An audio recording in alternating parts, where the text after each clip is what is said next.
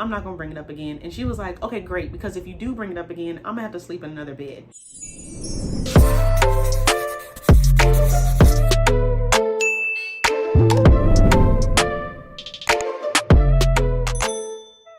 Hey y'all, welcome back to my channel, Apparently Ashley. You already know what we're talking about today. Married at First Sight, season 13, episode 5. So this week's episode was focused on the couple's first full day of their honeymoon in Florida. And the couples were discussing things like finances, insecurities, living together, babies. And so we really get to see how they're feeling about those type of topics. Let's go ahead and jump into our first couple. But before we do that, if you're not already subscribed, yes, you, talking to you, go ahead and hit that button below. And while you're down there, give me a thumbs up. All right, let's start off with Myrla and Gil. The biggest thing I took away from this episode with them is that Gil is really harping on the fact that they are the only couple who haven't kissed yet. The couples all had like this get together at the pool, and Myrla wasn't there because she had some work to do, and Gil was asking all the couples like, have y'all kissed? Have y'all kissed? Like, what have y'all done? And he was saying how him and Myrla haven't kissed yet. Like, he just been tonguing her cheek down. He brought it up to her when they had like a little private dinner on the beach, and she was basically saying that we're strangers, like I don't feel comfortable doing that yet. And so he kept saying like, you know, we're the only couple who hasn't done it yet. I feel like to really get his point across to her, he shouldn't compare what they're doing to the other couples, because for me personally, that would be more reason for me to like back away from you, because like I'm not gonna hurry up and kiss you just because we're the only couple that hasn't kissed each other. You know what I'm saying? I would kiss you if you tell me that physical touch means a lot to you. He needs to focus on that reasoning more than bringing the other couples into it. But I do think Myrla's point of view was valid. How we're strangers, like I don't kiss people on the first, second, third date. Like that's understandable. So they're definitely just coming from two different perspectives with this. I also would have expected to kiss my spouse by day 3. But I just also understand someone who, if they don't do that in the regular world, they're not going to do that in stranger spouse world either, you know? They did still touch on the whole high maintenance thing and saying that she's very particular and she just likes what she likes. And he asked her like, how do you feel loved when you were in your previous relationships? And she talked a lot about quality time. Again, going back to those love languages. He said she really wants a partner to do stuff with her, spend time with her, be there for her, all that kind of stuff. And so then he was like, okay, like after quality time, what else do you like? And she was like, oh, I like gifts. Don't we all? And he was like, well, do you like big gifts or do you like small gifts? Like, do you want a Cartier bracelet or could I get you a quilt? And I was like, Gil, not a quilt. Like, you could have said anything else other than that, because I knew Myrla's reaction and my reaction when he said that. And she was like, what am I, 65? And he was like, well, what if I knit it? No, I don't want that. I'm just kidding. I would take it because it's love, but like a quilt just sounds old. A quilt sounds cozy and like I'm in a cottage. I just don't want a quilt. But it was cute because later after their dinner, Gil surprised her with some macaroon. I don't know why I put a little accent R on that. Macaroons. Macaroons? Macaroons. I don't know how to say that. Gil surprised her with some macaroons and some flowers and some champagne, wine, something to drink. And they were talking about how like he would have been fine with just like regular old-fashioned chocolate chip cookies. And this is the epitome of the type of cookie she is. She again was just like, I'm not high maintenance. Like, is that what you think of me? You think I'm bougie? And he's like, yes. And again, Myrla, girl, own it. It's fine. When I was watching, I was just like, I wonder how she sees herself. So for me, high maintenance is when you get services done on a consistent basis. Like, not necessarily how much those services cost, but just like the consistency that you go. So like if you're always getting your nails done every 2 weeks, your eyebrows done monthly, you're getting the wax, you're getting the lashes done, you're getting your hair done, like if all of that is on like a schedule, to me that's high maintenance. But someone else was like, high maintenance to them is like if it takes you a long time to get ready. You always have to put your makeup on before you go somewhere. You always have to get done up to the nines every single time you step out of the house. That's high maintenance. So y'all comment below, what's your definition of high maintenance? That might play a part into like why she's not really owning it. because maybe like her definition of high maintenance and what Gil is saying doesn't align. Fast forward to like the next day, Gil was like, oh, I have another surprise for you. And he was like, we're gonna go ride jet skis to this seaplane and fly over the water. And Myrla was like, not trying to do it because she was like, I'm gonna get motion sickness. I don't want to do this. But she ended up saying yes. And Gil was like, okay, great. Because like, even though she didn't want to do this, like, I'm happy that she decided to say yes for the sake of us. And so it had me thinking, how do y'all feel about doing something with your spouse or partner, whoever, even though you don't really want to do it? Because I know for me, that's something that I would have to talk myself into, because my initial reaction is, oh, we're riding on a plane above the water, I don't want to do it. But like, I would have to tell myself, this is something he really wants to do. Suck it up. You'll be okay. Just do it. So let me know, what do y'all think? Have y'all ever done something you didn't necessarily want to do, but you did it to make your partner happy? I mean, I guess that's what marriage is, isn't it? As I'm saying that out loud, it's just compromising and not always thinking about yourself and doing it anyway. Wow.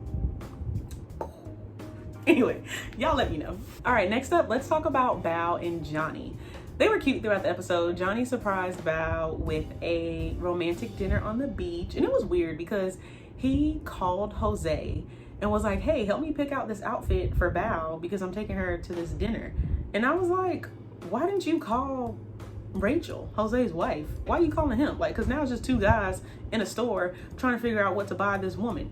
And it clearly didn't work out because he bought her like a 2XL shirt. And if y'all seen Bao, she's probably like a small. At the romantic dinner, he was like, okay, I'm gonna tell Bao that I really like her. Like, I'm into her. I've never done this kind of thing before. Like, I usually wait for the woman to say she's into me, but like, I'm gonna take this step. Let's do it. And so he's sitting there, he gets a little emotional, super adorable moment. He's like, you know, I really like you.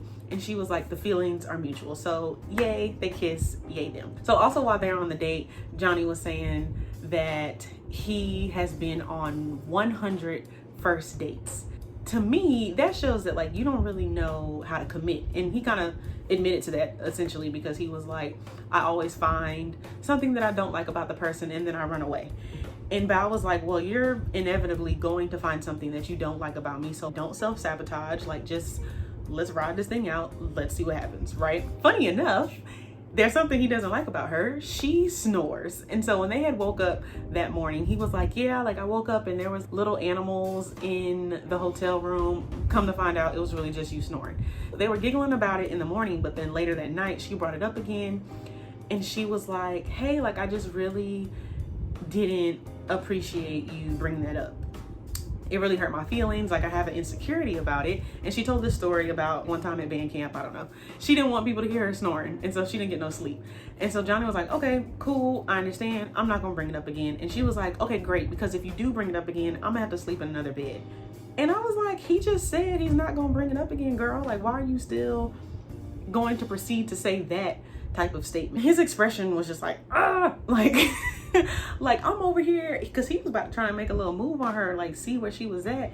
And then she was just like, let's have this conversation about my insecurities. And so of course, had me thinking, what insecurities do you have and you're nervous for like your future spouse to see them about, your future partner, or if you're currently married, like what insecurities were you like, oh, I'm nervous for them to find this out about me? Y'all already know what to do. Comment below, let me know.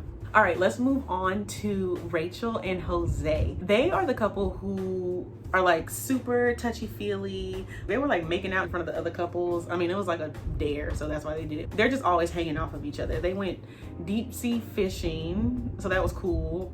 I'm pretty sure they were both drunk while they was on that boat. So some of the serious conversations they actually had a lot of pretty serious conversations. They talked about where to live. So he was like, you know, I really want you to move on my side of town. When I like picture my future, like I picture like the 2-story home, the pool table upstairs. And Rachel was like, all right, that's all fine and dandy, but like I envision me contributing evenly to what that house looks like. And so that's a perfect transition into the next conversation they talked about, which was finances. And so she was like, you know, I've noticed that like you're checking your investments while we're on this trip, and like you're very good with money, but me, not so much. Like she was like, I have a savings account. Does it grow? not necessarily. And she was saying how like she wanted to go to Europe, and so she just took out a credit card and went to Europe. And she was just like, YOLO, like I want to live life, I want to have fun. And so she was like, I just need help. She was like, I need to grow up, essentially. And he was like, okay, like what are your expectations with money in our relationship? And she was like, I want to pay stuff 50-50, like that's how it should be divided. And he was like, okay, I see us having a joint account. He was like, from that joint account, he takes what he needs and then she takes whatever is left. And she was just like, I don't really know if I like that, because that sounds like you're giving me an allowance. I could see why she took it like that, because it sounded very much like my needs come first and then you get the leftovers type thing. And she also made the comment saying that like what he wants to do is very old school and what she wants to do is very new school. And so my question to y'all is, what is your stance on accounts, money, finances when you're in a marriage? And I know that everyone is going to have a different answer, because this is something that everyone just thinks differently about. Do you believe in joint accounts? Do you believe in the joint account but then you still have your separate? Both people paying 50-50 for everything in the house? Tell me what y'all think.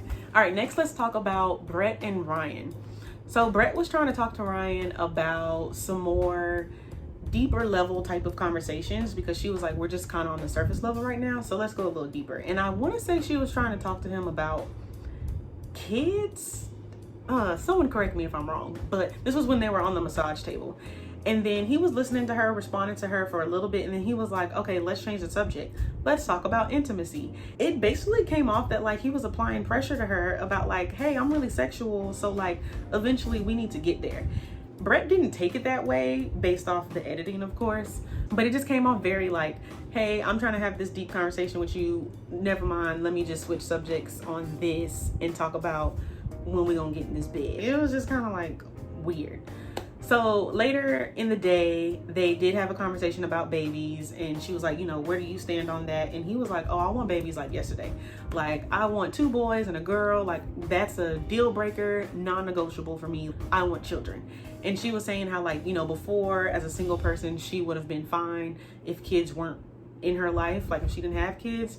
But now that like she's with someone who wants kids, like she's fine with it. And so Ryan was definitely happy to hear that. Other than that, I'm gonna be real with y'all, I kind of struggle with them. Like I struggle to have an opinion on them. Well, let me not say that. I struggle to really feel them out, I guess. Like to me, they feel very much like I'm going to say I like this person, but like their energy doesn't feel like they like each other. Y'all let me know, how do y'all feel about them? Is it just me? I don't know. All right, lastly is Michaela and Zack, but we really don't have much for them because Zack has COVID. He has to quarantine for, I'm assuming, the 14 days in Florida. So he has to stay there longer than everyone else is going to stay there. And Michaela went ahead and flew back to Houston. So they did show a little bit of them in the beginning of the episode. She was definitely upset. It seemed like she was upset at Zack, but I'm pretty sure, I would hope that she was just upset at the situation more so than him, because he can't control that he tested positive for COVID. And so he was like, you know, like, I cannot be around you. And she was just like, well, that just sounds mean. Like, I'm lonely. Like, I didn't come out here to do single stuff and be single. And I'm just like, girl, you're not single. It's gonna be okay. Like, you're gonna see him again. So yeah, she went home. She ended up telling, she called Rachel on FaceTime and told her that she was gone. And so Zack is just like cooped up in the room, which is really sucky. And I was thinking, like, they only have 8 weeks to do this whole experiment, and they're gonna lose out on 2 of them. Yeah, they're gonna have to play like catch up really quick when they get back together. All right, y'all, that wraps up my review of Married at First Sight season 13 episode 5. The previews for next week really played Bao, because I don't know if y'all been in the media and you've been seeing how people saying that they not washing their feet, not washing their bodies, they're just not bathing on a regular basis. Bao came out her mouth and said that bathing every day was just not a top priority for her. So I know that people are going to drag her next week. They're probably dragging her now for saying that. I mean, am I dragging her? Not really. I'm acknowledging what she said. Brett said something to Ryan about like them having differing opinions on something, and I was like, it depends on what this thing is, because there's some things that we just can't have different opinions on. So I'm interested to see what that is. Again, if you're not already subscribed, go ahead and hit that button below. Don't forget to like this video, comment below to answer any of the questions I asked y'all, and I will see y'all next week. Bye.